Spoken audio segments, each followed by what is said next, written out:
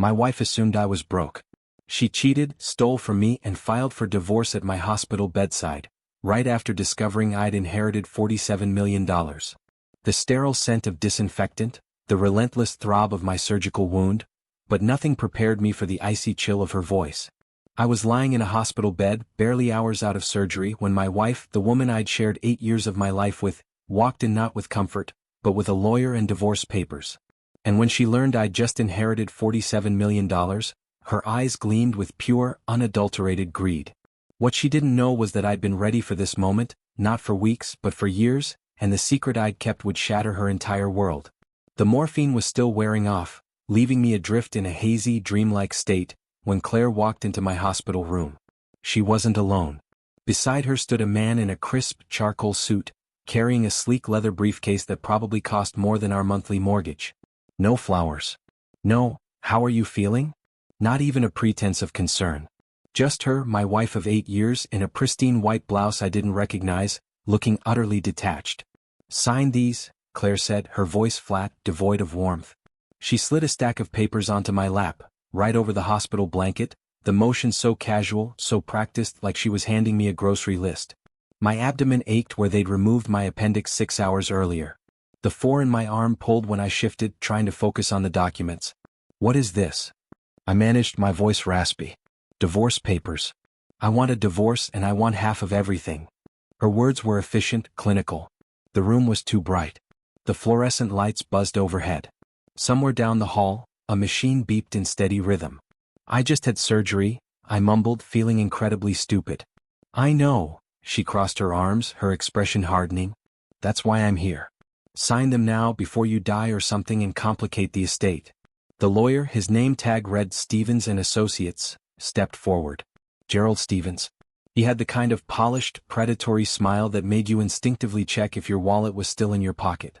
"Mr. Patterson, I'm Gerald Stevens. I represent your wife in this matter.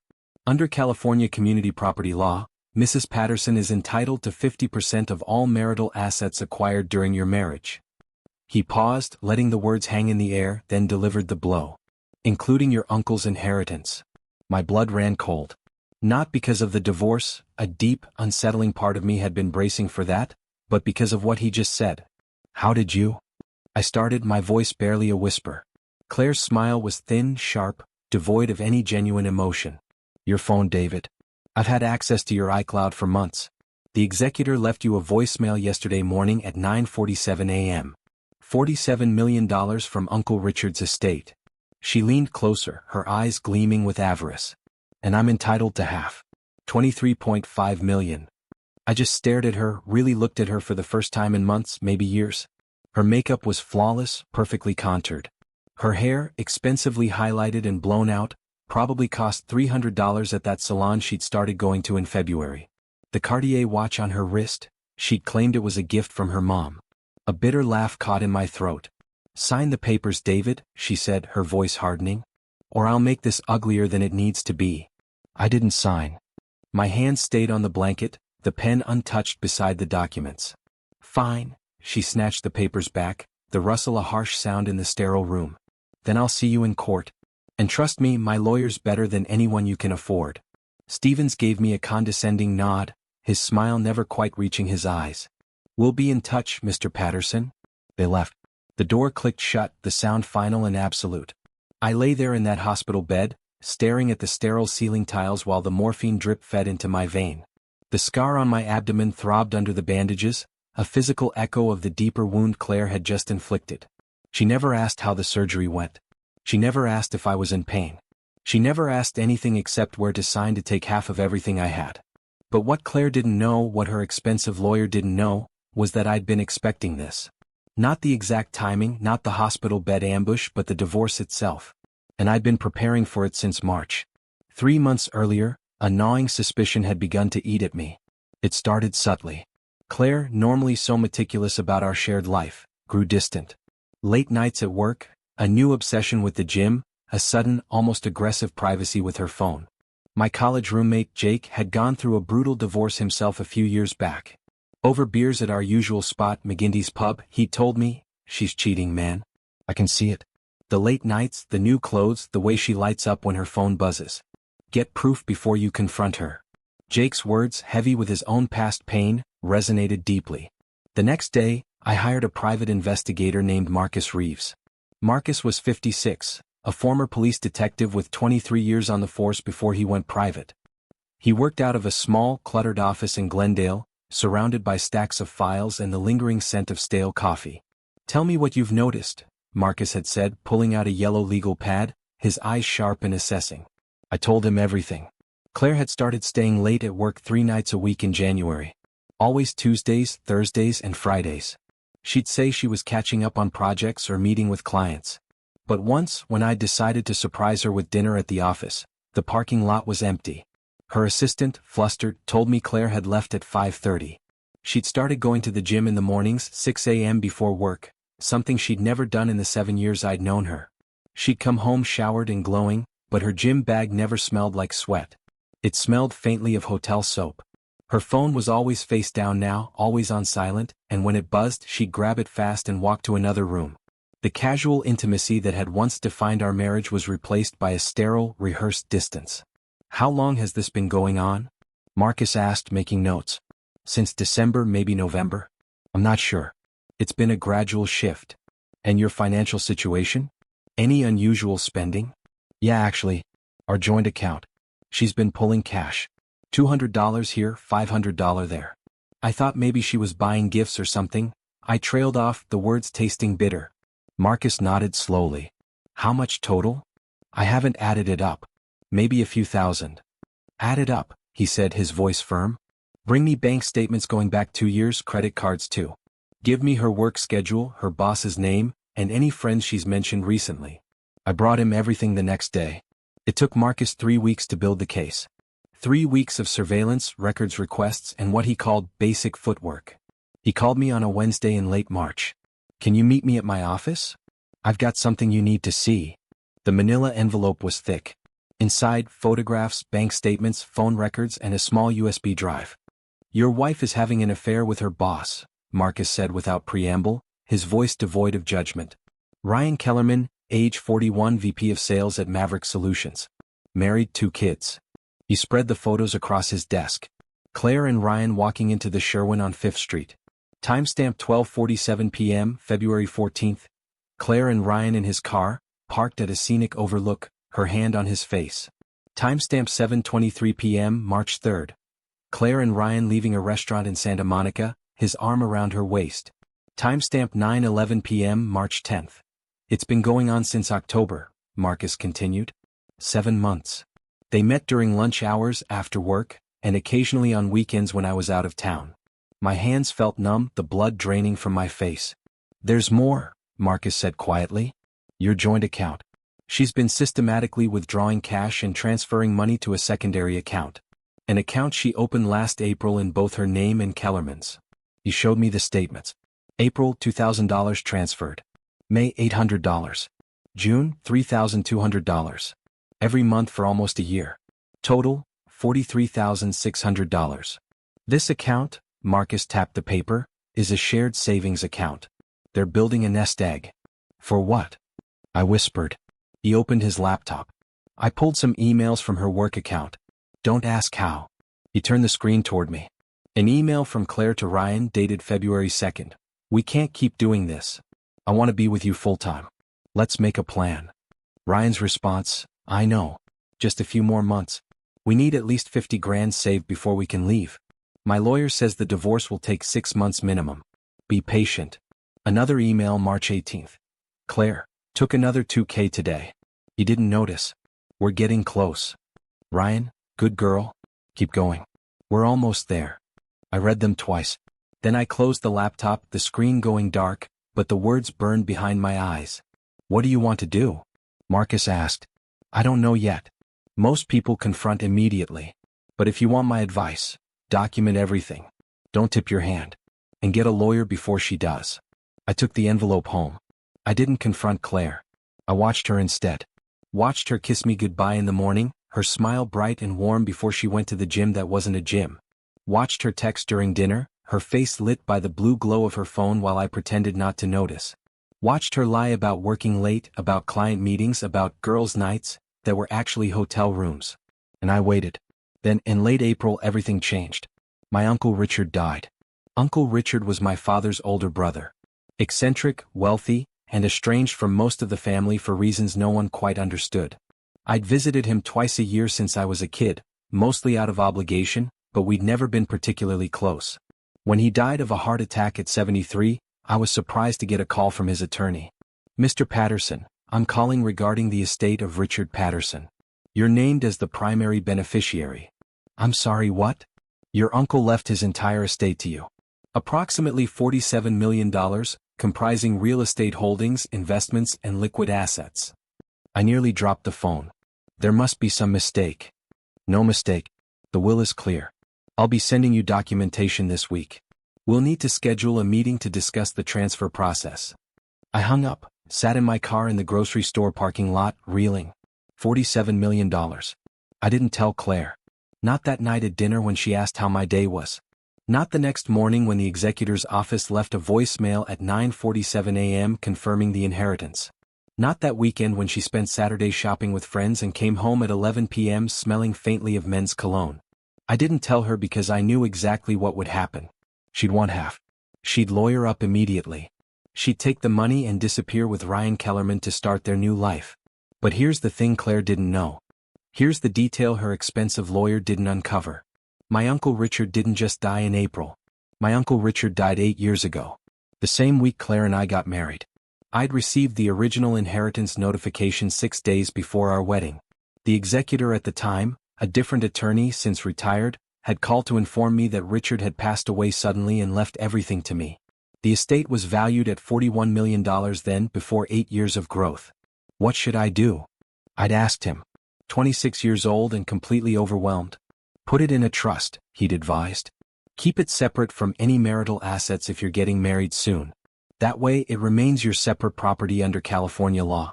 You can access it whenever you want, but it won't be subject to community property division if things go south." I'd followed his advice. Created an irrevocable trust. Never touched the money. Lived on my software engineer salary, comfortable but not lavish. Never told Claire about the trust because, honestly, I'd almost forgotten about it. Not the money itself, but the specific legal structure, the timing. I'd been so focused on the wedding, on starting our life together, that the inheritance had faded into background noise. Until Marcus's investigation reminded me that secrets matter. Until Claire walked into my hospital room with divorce papers and a demand for $23.5 million. That's when I remembered. And that's when I made a decision. I wasn't going to tell her. I was going to let her think she had a case. Let her hire Gerald Stevens. Let her pay his retainer, probably $15,000, maybe $20,000. Let her get confident. Let her make plans with Ryan about their new life, funded by my stupid ex-husband's inheritance. And then I was going to destroy her in court. I hired my own lawyer 2 days after I was discharged from the hospital. Her name was Patricia Marino, and she was a partner at Marino & Liu, one of the top family law firms in Los Angeles. She'd handled Jake's divorce and he'd described her as ruthless in the best possible way. "Walk me through everything," Patricia said when we met in her downtown office, her eyes sharp and intelligent. I told her about the affair, about the embezzlement, about the inheritance. "And you received this inheritance when exactly?" she asked, her pen poised. 8 years ago. May 17, 2017, 6 days before our wedding. Patricia's eyes sharpened even further. "And it's in a trust?" "Yes. An irrevocable trust established May 20, 2017. It's never been touched, never commingled with marital assets." She leaned back in her chair, a faint smile touching her lips. "Mr. Patterson, under California Family Code, Section 770, any property acquired before marriage is separate property. It doesn't matter if you got married 6 days later or 6 years later. That inheritance is yours alone. What about the growth? It's worth more now. Still separate property as long as the marital estate didn't contribute to the growth, which it didn't, since the money stayed in the trust and you used your own income for living expenses. So, she gets nothing from the inheritance." "Nothing." A slow, satisfying grin spread across my face. Patricia smiled. "But we can do better than that. Tell me about the embezzlement." I showed her Marcus's evidence, the bank statements, the emails, the secret account. Patricia studied them carefully. "This is fraud. Criminal fraud, potentially." She's been systematically stealing from a joint account and transferring it to a secret account shared with her affair partner. What can we do? We can request full restitution. We can petition for her to receive nothing in the divorce due to financial misconduct. And if you want to push it, we can refer this to the district attorney for criminal charges. I want to push it. I watched her expression, sensing her approval. The divorce proceedings took 3 months to get to trial. 3 months of Claire living in our house. I'd moved into a temporary apartment while she was spending my money, sleeping in our bed, probably talking to Ryan every night about their future together. She hired Gerald Stevens with a $20,000 retainer that she paid from our joint account. I didn't stop her.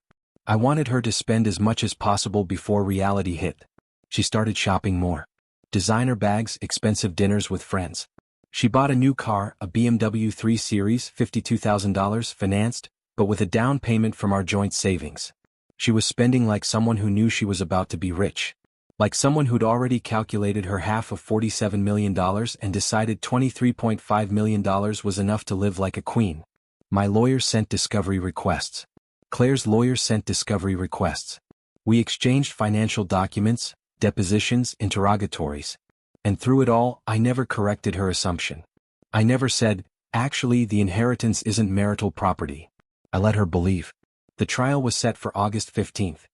Claire showed up looking like she'd just stepped out of a Vogue photo shoot. Designer dress, probably Prada, that I'd never seen before. Heels that added 3 inches. Jewelry that caught the light every time she moved.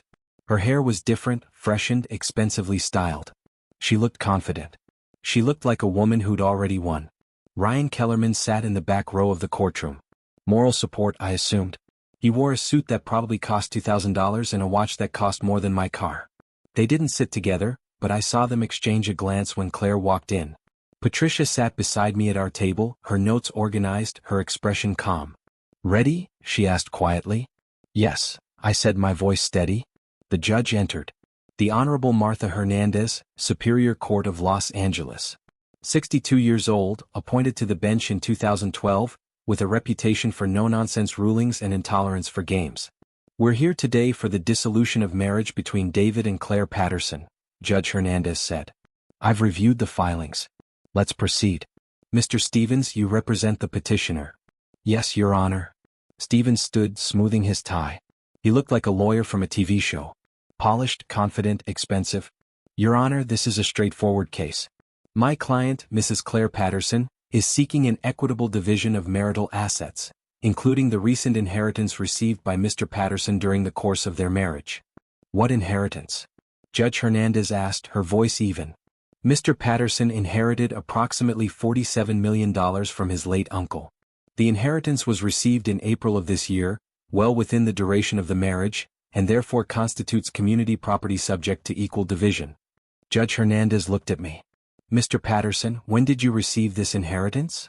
Here it was. The moment I'd been waiting for. "Your Honor," I began, my voice clear and calm. "I received notification of the inheritance in April of this year. But the inheritance itself, the actual estate, was established 8 years ago, in May 2017, 1 week before my wedding to Mrs. Patterson." The courtroom went silent. Claire's face drained of color.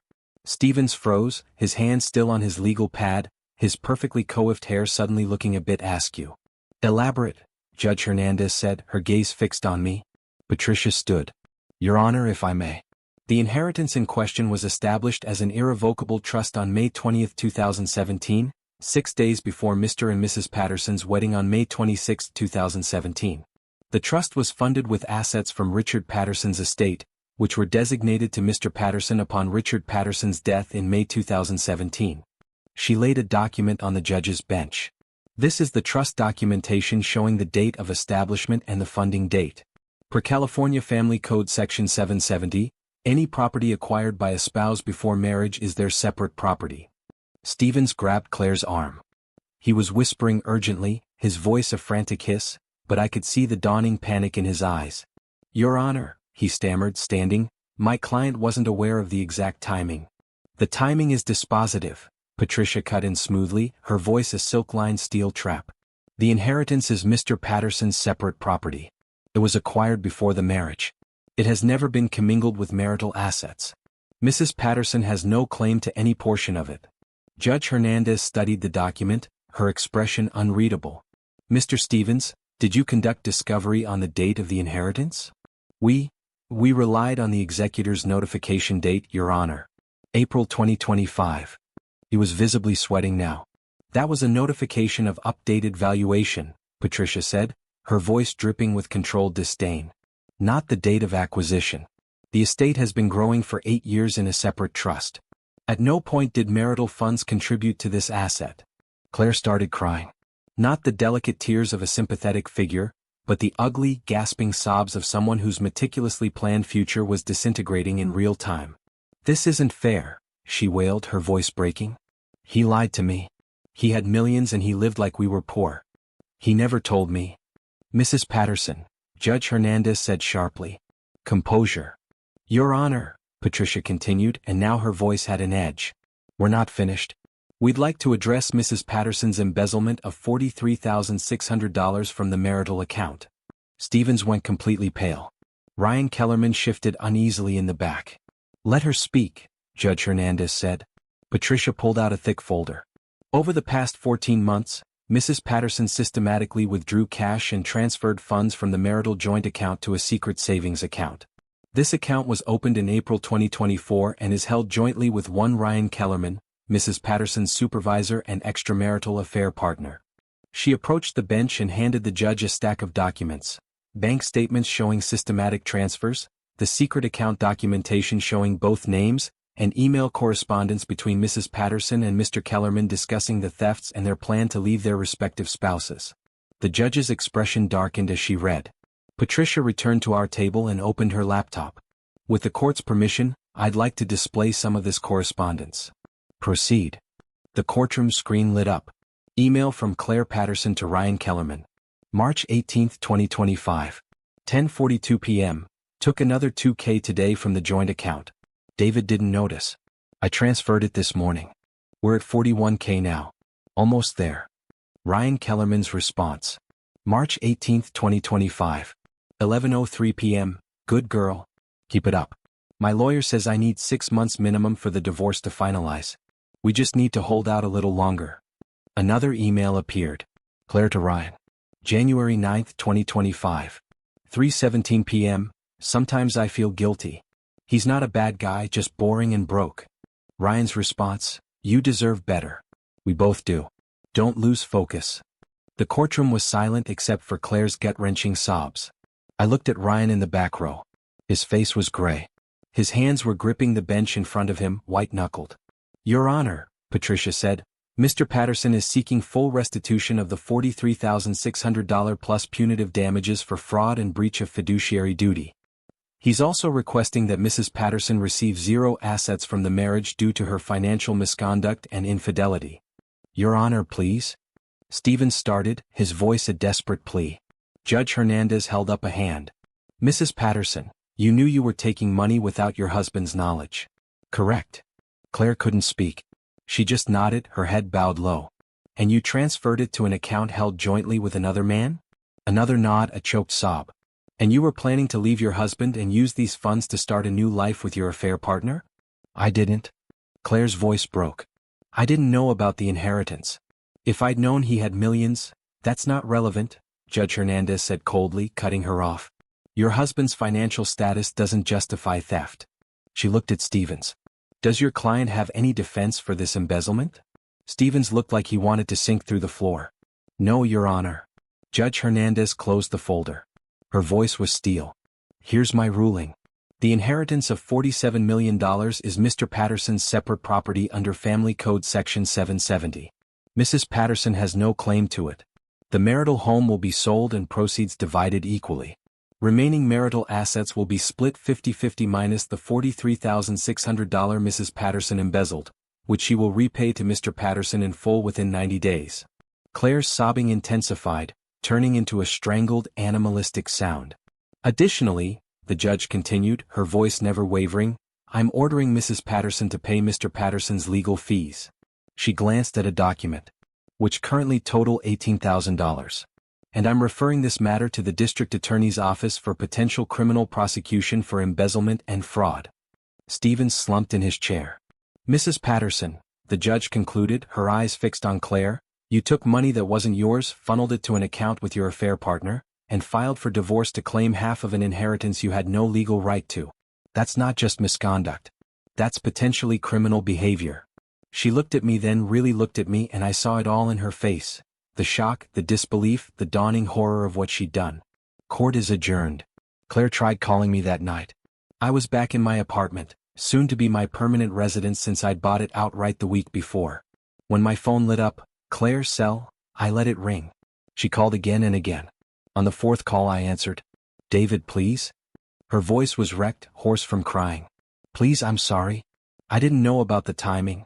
I didn't know the money was from before we were married. We can work this out. We can start over.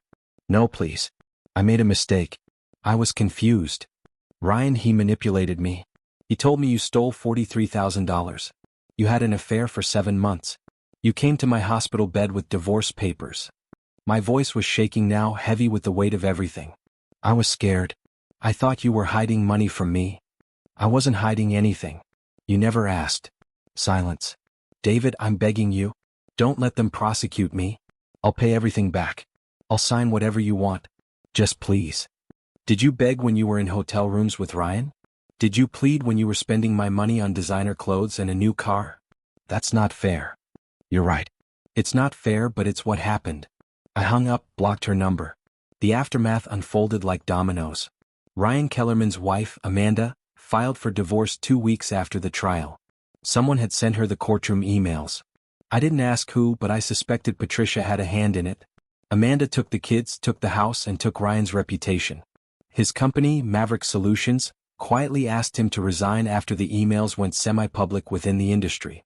Turns out having an affair with a subordinate and conspiring to embezzle from her husband was bad for corporate optics. Claire moved in with her parents in Riverside.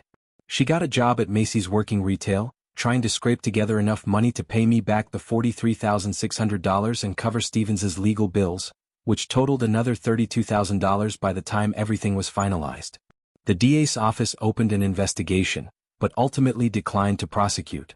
Insufficient evidence of criminal intent, they said, though the investigator told Patricia privately that it was more about limited resources than lack of guilt. I didn't push it.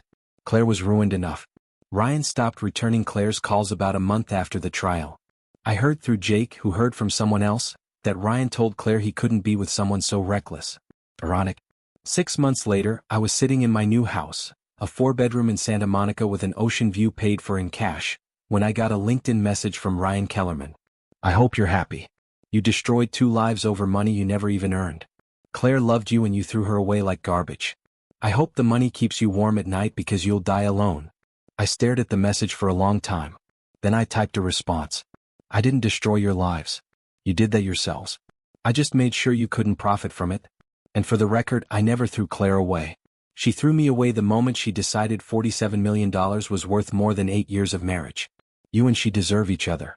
Unfortunately for both of you, neither of you can afford the lifestyle you planned. I hit send, blocked him, and that was the end of it. So that's my story. What a wild ride, right? Have you ever had someone you trusted betray you so completely, only for them to get a taste of their own medicine? What would you have done if you were in my shoes? And what do you think about people who value money over loyalty and trust? Let me know your thoughts in the comments below. I'd love to hear what you think.